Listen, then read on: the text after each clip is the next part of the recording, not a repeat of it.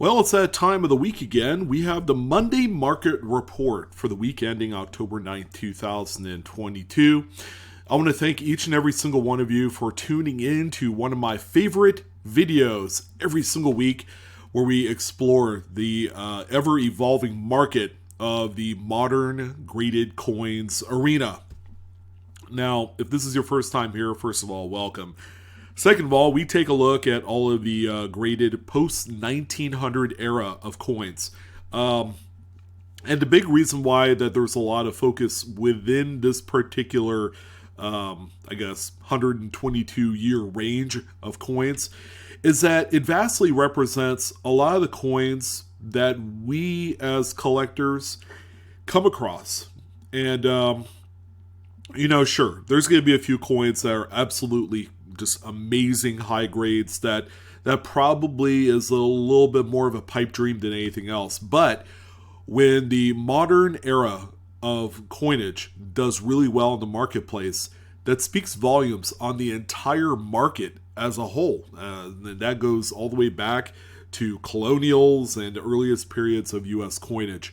So that's the big reason why I like doing this. And second of all, it's very interesting because a lot of the coins revolve around this registry set idea that's been spurned and brought about by the graders like PCGS and NGC.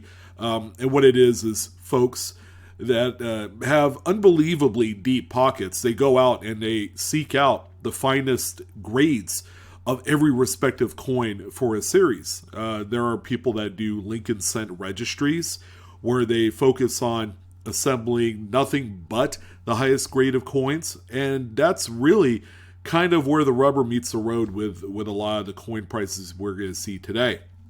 Some of it seems irrational, all right, as it should. We've talked about coins that were barely 10 years old that have sold for like $5,000, and there is an underlying reason to that, and the registry set program is of course that thing that it's pushing that market.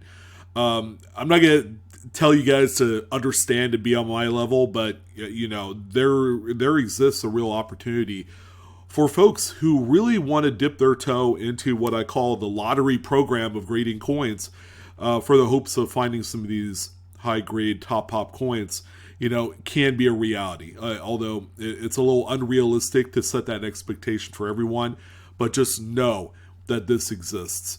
We're going to go ahead and dive right into all of the sold sales straight from greatcollections.com. They're a great place to consign your high-end coins and currency if you have them. The consignment process is really easy. You can just email them or give them a call and they'll help you out with that process. But additionally, if you're looking to add a really nice piece to your collection, look no further. Great Collections has the goods. They're probably one of the biggest, best, and brightest auction houses on the internet, and I can't stop spending money with them. So I apparently have a problem with that, but that's an issue for a completely different day. I guess there are worse problems you can have, but yeah, that is mine. All right, well, enough of that. Let's go ahead and jump right in. Starting out with a 1972 Lincoln Memorial Cent. Wow, it seems like we're always seeing one of these per week. And this kind of lets the collective know that this is not a rare variety, but it is definitely one that if you're looking to invest in coins of specific types, this one should probably be on your top 10 list or top 10% list of coins that you should certainly add to your collection in any capacity. Now, the one that we have here is a real beauty. PCGS graded this one as a Mid-State 67 red. It is a doubled die obverse FS101 Cherry Picker's Guide variety. I mean, just look at the doubling and the date, Liberty, and the motto, and you'll know exactly why this coin is here. This is one of the biggest varieties of this series. This particular coin ended up selling for $2,368.12 with 21 bids. Again, a lot of activity, and folks really do love this coin. It's a perennial favorite amongst not only variety collectors, but also Lincoln Cent enthusiasts as well. Now, the next one that we have here is Pure Registry Set Gold. 1951D Lincoln Wheat Set. Grades out PCGS Mint State 67 Plus. It is a full red example. And this, ladies and gentlemen, is the ultimate example of a coin that registry sets will want. So, it's a very deep, rich kind of project for a lot of folks. And oftentimes these folks have just amazing cash capital that they could throw at these coins. The deep pockets is more than just an idea. It's a reality when it comes to registries. This one right here is also CAC Green Bean, and case in point, $2,815.88 with 31 bids. I mean, it's a 67 plus full red, so it's got to be one of the top grades, if not the top grade. This one will have bullseyes all over it. Same goes here, same verse as the first. 1944D is a relatively common date. You could get a decently brilliant uncirculated example raw for about $1 or $2. If you need one for that album set or just to have as a type piece. I mean, you could go a lot cheaper, but when it comes to registry set caliber coins, you definitely need to shoot for the moon. This one is a Mint State 67 Plus full red. It is one of the top higher end grades of this particular date. This one ended up selling for $1,489.50 with a combined 43 total bids to get to this level. Our feature coin of the week has been one that has popped up here and there within the last few months. And boy, are these things getting expensive. But this is the 1943 D over D, RPM number 1, FS, I believe I think it's 501. It's a Cherry Picker's Guide variety. It's in the red book. I mean, without even getting close, you could see the repunch mint mark on this coin. And these, 10 years ago, you could have picked one up for under $100 in mint state condition. But we have seen just the true rarity of these coins come out here lately. There just hasn't been too many, and there hasn't been many within the last 10 years. So graded is where you need to be, and in this particular case, I guess it really doesn't matter what graded company you use. This particular example is an Annex graded Mint State 65.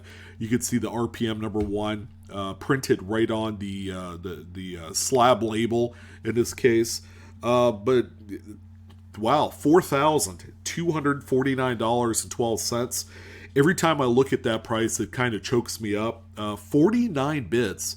So there either probably was 2, 3, or 4 different people engaged in a bidding war to own one of these. Apparently, not everybody has it. And when that's the case, the prices go up. And it's getting drastically close to a blank check type of scenario with this coin. Hopefully it'll never come to that, but you can see the true rarity in this. And we do have also a 1922 plain, no mint mark. Now, these coins were all minted in the Denver Mint, but there were quite a few of them, actually, that either has the weak D or the missing mint mark, probably as a result of clogged dies. So the 1922 plain has always been a key date to strive for in any condition. This one right here is the XF45. So, it's one of the higher end grades that we see on the marketplace because we don't see too many about uncirculateds and mint state grades of this coin ever. Another thing to keep in mind, these were struck with 4 different reverses. So this particular die pairing, this is a strong reverse, and that's exactly the type of coin that you want. You can just tell it's a strong reverse because the strike is hammered on the reverse, and then compared to that very weak obverse strike, it's in a class by itself. So this is a target for key date specialists and Lincoln Cent enthusiasts, and also US type collectors as well. There aren't going to be too many registry sets that want this because I'm sure a lot of those folks have much higher grades. This one right here is sold for $2,643.75 with 11 bids. This will be a great coin to just kind of hold on to because they will enhance in value. They will appreciate over time. It's just become a popular staple among U.S. type coins. And the final 1 cent denom of the group, boy, is this thing beautiful. 1908 S. It's the first 1 cent denomination coin to feature a mint mark on it. And the S mint mark is on the reverse, right there in that little spot under the bow of the wreath. This is just a beautiful high-end collector registry set grade type of example. PCGS assigned Mid-State 66 Plus full red, CAC certified, and it looks the part.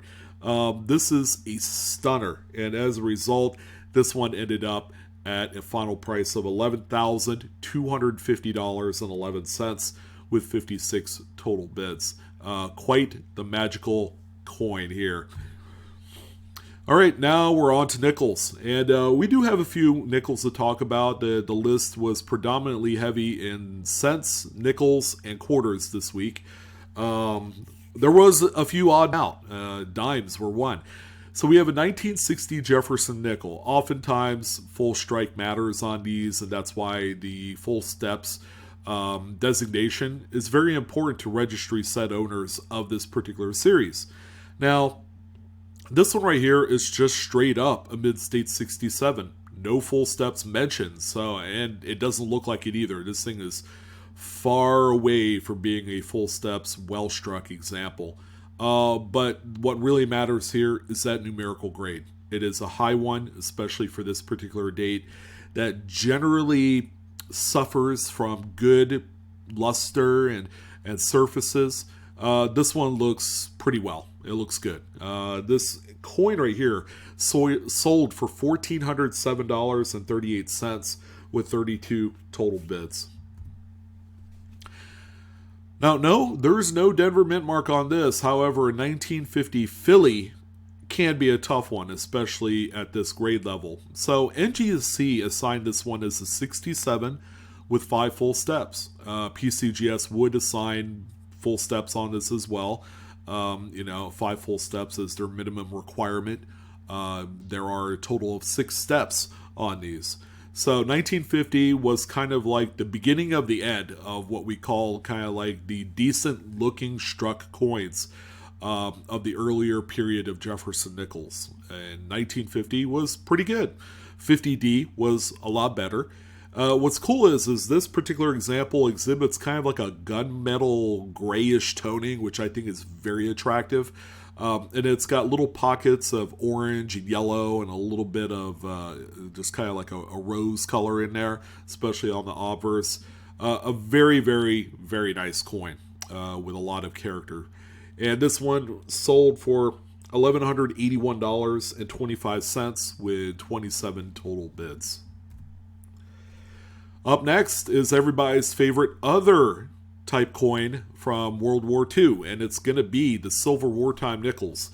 This time on a 1944D. Now, on the silver war times, you know it's a wartime because the mint mark is large and in charge on the reverse of the coin above the dome of Monticello. Now, this one right here, Great Collections had mentioned that there is toning on there, while it looks more so album type toning. Not my particular favorite because it's more of the subdued pastel yellow variety. That does give a little bit of originality to the coin as a whole. Now, the grade is just out of this world. Mid-State 68 full steps. We do know that the particular wartime silver series as a whole was generally very well struck and very lustrous. So that was not the issue. But 68, that's in a league all on its own. This one right here is sold for $6,356.25 with 40 bids.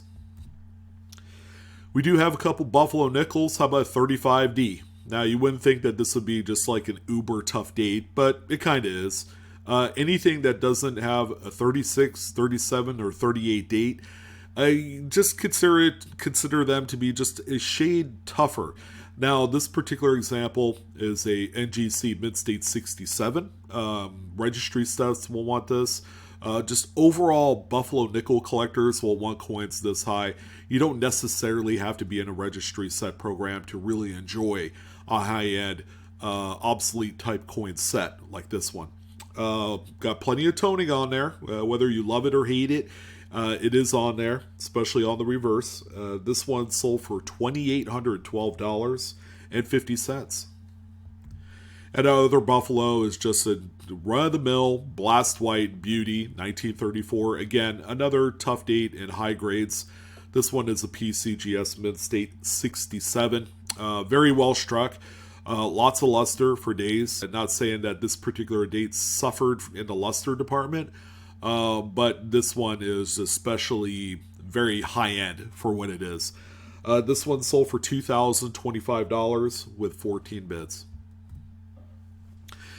And our last, I guess our last nickel of the bunch. I thought we only had 2 Buffaloes, but we got one extra one here. Who doesn't like a good old 1913 Type 1? All right, that's what this one is, Philadelphia. A little bit more approachable of a coin, in much the same way as a 1938D is for mid-state grades. The only difference is that this is an older original holder NGC graded coin as a mid-state 66. But also, the big factor in this one is that gold CAC sticker that's right on the label. That adds all sorts of premium to these. This one sold for $1,856.25 with 34 bids. Our one single dime has to be the key date of the bunch, 1916D. Now, you know a coin is valuable and important when it sells for massive amounts of cash in just about every grade. So this one right here is not the prettiest example, but come on now. You could actually see the Denver mint mark on this one and a full rim. So a fine graded coin is one that is more of a must-have than it is just the exception. There are folks that are complacent with their, about goods and good sixes and all that, and that's fine. You got to be able to see the mint mark, and some of them are questionable to say the least. This one is a fine 12 by PCGS. It's also boosted by a CAC sticker of the green variety. This one sold for $3,211.88 with 43 bids. Anything beyond like VG8, these things get really pricey. And it seems to me that the prices just continue to climb on these. This is the key date that everybody has at the top of their list, but unfortunately it's getting really expensive here these days. All right, so we're going to end off the MMR this week with a slew of beautiful quarters. How about 1947D Washington quarter? I mean, toning kind of wins the day for some silver coins. This one right here is just, again, who doesn't like toning? There's going to be a lot of people that say, well, I don't like toning. Well, would you toss away many thousands of dollars just to strip it of its originality? I would say just sell the thing. Because the market is so unbelievably strong right now. This one right here is a Mid-State 67 Plus by PCGS. It's also got a CAC green sticker. Just sell these things. I don't put yourself under too much pressure that you absolutely need to get rid of the toning at all costs. There are a number of collectors that enjoy the artistic nature of these coins. This particular one sold for $2,812.50. So keep that in mind. That's a lot of money for these type of coins that, probably would sell for $1,000 or less, but, color adds money. And same for this one. We're not comparing apples to apples in the toning department. This one is not nearly as radiant as the previous example, but it's a 43D. World War II example coins of any type are generally highly coveted.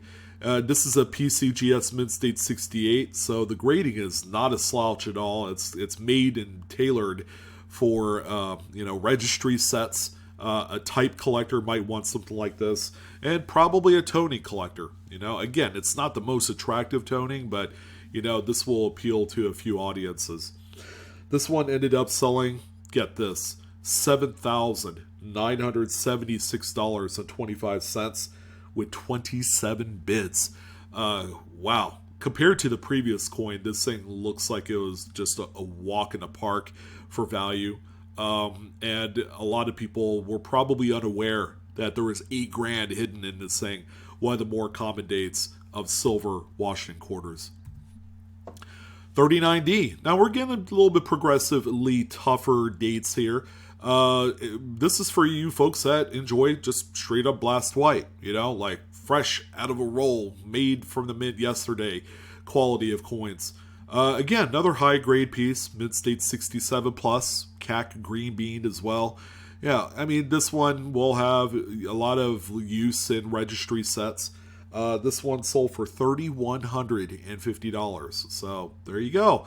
Tons of value in your blast white department.